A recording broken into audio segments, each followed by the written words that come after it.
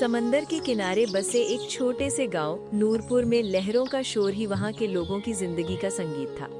गांव के सबसे आखिरी छोर पर जहां समंदर की लहरें रेत को चूमती थीं, वहां फूस और ताड़ के पत्तों की एक पुरानी झोपड़ी थी। इस झोपड़ी में रहमान अपनी बीवी जोहरा के साथ रहता था। रहमान एक सीधा साधा मछुआरा था।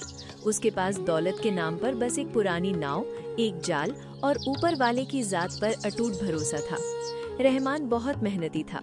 अगर ऊपर वाला रिजिक यानी रोजी देता तो शाम को दस्तरखान पर सालन रोटी दिखती, वरना वे दोनों गरम चावल के पानी यानी गंज को ही नेमत समझकर पी लेते और शुक्र अदा करते। एक शाम रहमान थका हारा मछलियां बेचकर लौटा। जोहरा दरवाजे पर उसका इंतजार कर रही थी। तशरीफ ले आए आप? आज बड़ी देर कर दी। क्या आज ऊपर वाले ने कोई रहमत दिखाई? जाल में कुछ अच्छी मछलियां फंसी क्या? हाँ जोहरा, आज उस परवरदिगार का बड़ा करम रहा। जाल में बहुत उम्दा मछलियां आई थीं। हमारे गांव के बड़े ताजिर कासिम सेठ ने उन सबको अच्छे दाम पर खरीद लिया। ये लो पैसे, इनसे कल के लिए कुछ आटा, नमक और राशन ले आना। और सुनो जोहरा, मैं सोच रहा हूँ कि कुछ पैसे बचाकर तुम्हारे लिए कांच की चूड़ियों की एक जोड़ी खरीद लो। बहुत दिनों से तुम्हारे हाथ सूने हैं। रहमान, इन चूड़ियों और जेवरों की क्या जरूरत है? आप जानते हैं कि मॉनसून करीब है। हमें सबसे पहले अपनी इस झोपड़ी की छत को ठीक करना चाहिए ताकि बारिश का पानी घर के अंदर ना आए। जो ऊपर वाले ने हमें दिया है उसमें सब्र और संतोष से जीना ही हमारे लिए सबसे बड़ी बात है। आप बहुत थक गए हैं, हाथ मुंह धोकर आइए, मैं आपके लिए ताज़ा गंजी परोसती हूँ। जोहरा, तुम्हारी जैसी नेक और समझदार बीवी मिलना ही मेरा असली नसीब है। जब तक हमारा दिल साफ है और ऊपर वाला हमारे साथ है, हमें किसी चीज की कमी नहीं होगी।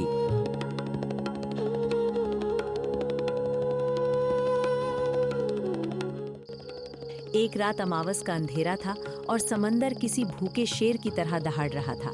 गांव का कोई भी मछुआरा उस तूफानी मंजर को देखकर समंदर में उतरने की हिम्मत नहीं कर सका, लेकिन रहमान ने हिम्मत जुटाई। उसे अपनी बीवी के लिए एक पक्की छत और सुकून की जिंदगी चाहिए थी। वो ऊपर वाले का नाम लेकर अपनी नाव लेकर समंदर के सीने पर सवार हो गया। आधी रात गुजर गई, घंटों लहरों से लड़ा, पर एक भी छोटी मछली जाल में नहीं फंसी। ऊपर वाले, क्या आज खाली हाथ ही घर लौटना पड़ेगा? आज रिजिक में इतनी तंगी क्यों है? मैं जोहरा को क्या मुंह दिखाऊंगा?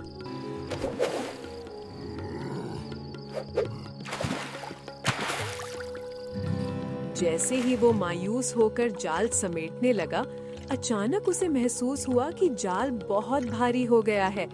नाव एक तरफ झुक गई। रहमान ने अपनी पूरी जान लगाकर जाल को खींचा। जैसे ही जाल नाव पर आया, उसकी आंखें फटी रह गईं। जाल के बीचों बीच एक ऐसी मछली थी जिसके छिलके सोने की तरह चमक रहे थे और उसकी आंखें कीमती नीलम पत्थर जैसी नीली और गहरी थीं। है मेरे ऊपर वाले, ये तेरी कैसी कुदरत है? सुनहरी मछली। अगर मैं इसे कासिम सेठ को बेच दूं तो वो मुझे हजारों अशरफियां देगा। हमारी सारी गरीबी, सारी तकलीफें एक ही पल में खत्म हो जाएंगी। वो मछली इंसानों की साफ जुबान में बोल उठी। ठहरो एक नेक इंसान, मुझे तकलीफ मत पहुंचाओ। अगर तुम मुझे बाजार में बेचोगे तो तुम्हें सिर्फ चंद दिनों की दौलत मिलेगी, लेकिन अगर तुम मुझे जीने दोगे तो मैं तुम्हारे घर में सुख और खुशहाली का जरिया बनूंगी। तुम बात कर रही हो? कौन हो तुम? क्या तुम ऊपर वाले की कोई विशेष रचना हो? मैं जो भी हूँ, तुम्हारे सब्र का इम्तिहान लेने आई हूँ। मुझे अपने घर ले चलो, किसी की नजर ना पड़े ऐसे मुझे एक बड़े मिट्टी के मटके में खारे पानी के साथ रखो। मैं तुम्हें हर सुबह सोने का एक अंडा दूंगी। उसे बेचकर तुम अमीर बन सकते हो, लेकिन ये राज किसी को पता नहीं चलना चाहिए। अगर ये बात फैली तो तुम्हारे और मेरे दोनों के लिए खतरा पैदा हो जाएगा। रहमान समझ नहीं पा रहा था कि ये कोई सपना है या हकीकत। उसने मछली को अपनी चादर में लपेटा और चुपचाप घर ले आया। फजर की अजान से पहले उसने जहरा को जगाया और पूरी बात बताई। जहरा को पहले तो यकीन नहीं हुआ, पर जब मछली ने उसके सामने बात की तो वो दंग रह गई। दोनों ने घर के पिछवाड़े एक बड़े मिट्टी के मटके में उसे छुपा दिया।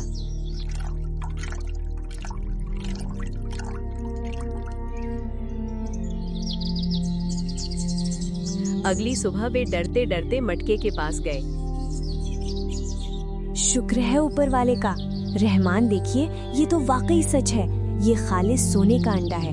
हमारा नसीब जाग गया, हमारी गरीबी दूर हो गई। हाँ ज़ोहरा, लेकिन बहुत होशियार रहना। इस बात की भनक हमारी परछाई को भी नहीं लगनी चाहिए। मैं इसे शहर के बड़े जौहरी के पास जाकर बेच आता हूँ।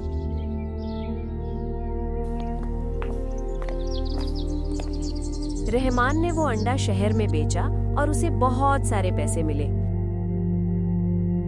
धीरे धीरे उनकी झोपड़ी एक आलीशान पक्के मकान में बदल गई। रहमान ने अब समंदर की लहरों से लड़ना छोड़ दिया था। ज़ोहरा कीमती कपड़ों और जेवरों में नजर आने लगी। गांव के लोग हैरान थे कि एक मामूली मछुआरा रातों रात इतना रईस कैसे हो गया।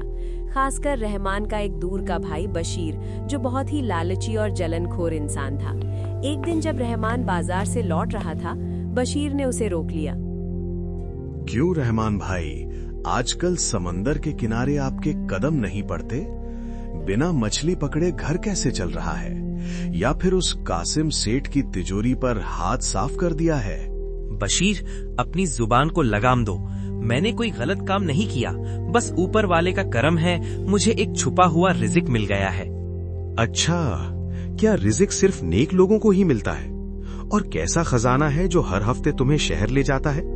कुछ तो राज है तुम्हारे पास, वरना एक मछुआरा इतना बड़ा मकान नहीं बनवा सकता।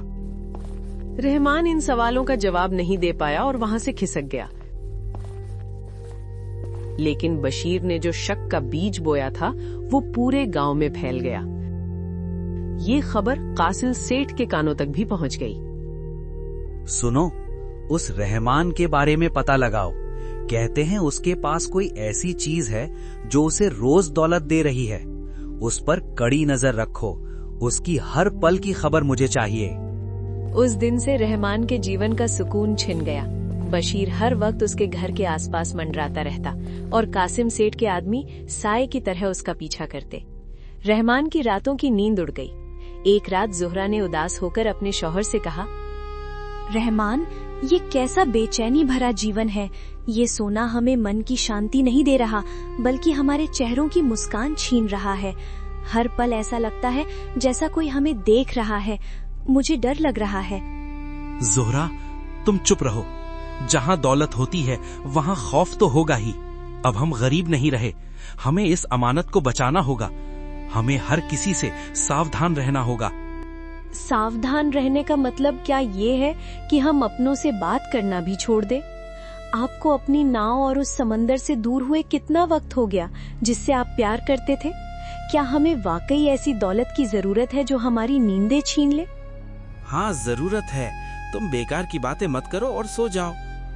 रहमान ने उसे चुप तो करा दिया, लेकिन उसका अपना डर उसे अंदर ही अंदर खाए जा रहा था। उसने उस मछली वाले मटके को घर के एक अंधेरे कोने में और भी गहराई में छुपा दिया। बशीर ने लालच में आकर रहमान के घर की छत से झांकने की कोशिश की। रहमान की आंख खुल गई और वो जोर जोर से चिल्लाया, चोर, डाकू, पकड़ो इसे। बशीर तो भाग गया, लेकिन ये बात पंचायत तक पहुंच गई।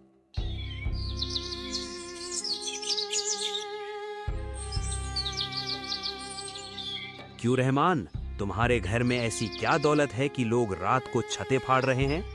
बशीर का दावा है कि तुम कोई गैर कानूनी काम कर रहे हो। सच बताओ, क्या छुपा रहे हो? हुजूर, इसके घर में सोने के अंडे देने वाली कोई चीज है। आपको इसके घर की तलाशी लेनी चाहिए। नहीं हुजूर, ऐसा कुछ नहीं है। ये बशीर झूठ बोल रहा है। अगर कुछ नहीं है तो डर कैसा? कल सुबह मेरे सिपाही आकर तुम्हारे पूरे घर की तलाशी लेंगे। अगर कुछ मिला तो तुम्हें कैद खाने में डाल दूंगा। कासिम सेठ की धमकी ने रहमान के होश उड़ा दिए। वो गिरता पड़ता घर आया। उसका चेहरा डर से सफेद पड़ चुका था। ज़ोहरा, हम बर्बाद हो गए। कल तलाशी होगी। अगर उन्होंने वो मछली देख ली तो वे हमें चोर बताकर जेल में डाल देंगे। सब खत्म हो जाएगा। रहमान बेबस होकर जमीन पर बैठ गया। ज़ोहरा शांति से उसके पास आई और उसका हाथ थाम लिया।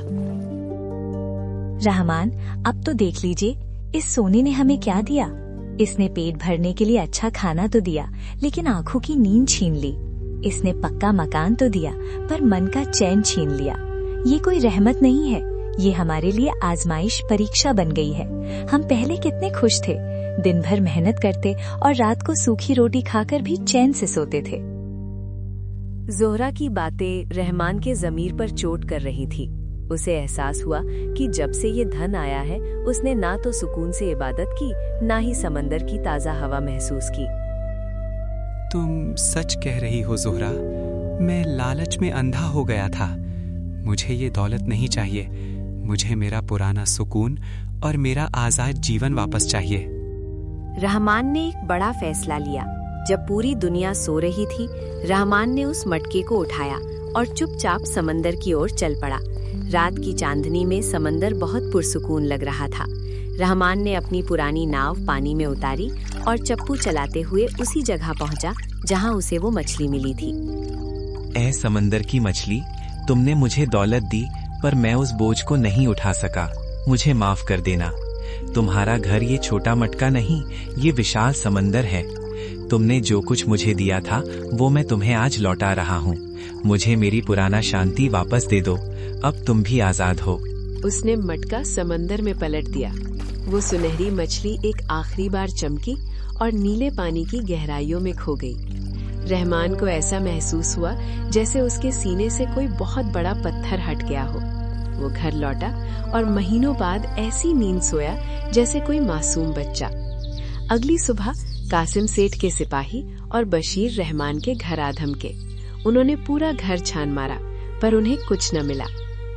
बशीर, तुमने हमारा वक्त बर्बाद किया। यहाँ तो टूटे हुए मटकों के अलावा कुछ नहीं है। पर हुजूर, मैंने देखा था। देख लिया आपने? मेरे घर में बस मेरी मेहनत की हलाल रोटी है। यही मेरी असल जिंदगी है। सिपाही बशीर को डांटते हुए चले गए। जोहरा दरवाजे पर खड़ी मुस्कुरा रही थी। रहमान, अब हमारे पास फिर से कुछ नहीं है, क्या आपको बुरा लग रहा है? नहीं जोरा, आज मुझे वो चीज मिल गई है जो इस दुनिया के किसी खजाने में नहीं है, मन का सुकून। ये चैन की नींद और आजादी, सोने के अंडे इसके सामने कुछ भी नहीं है। हम गरीब नहीं है जोरा, हम दुनिया के सबसे खुशहाल लोग हैं, क्योंकि हमारा दिल और रिज़्क अब साफ है। रहमान ने अपना जाल उठाया और खुशी खुशी समंदर की लहरों की ओर चल पड़ा।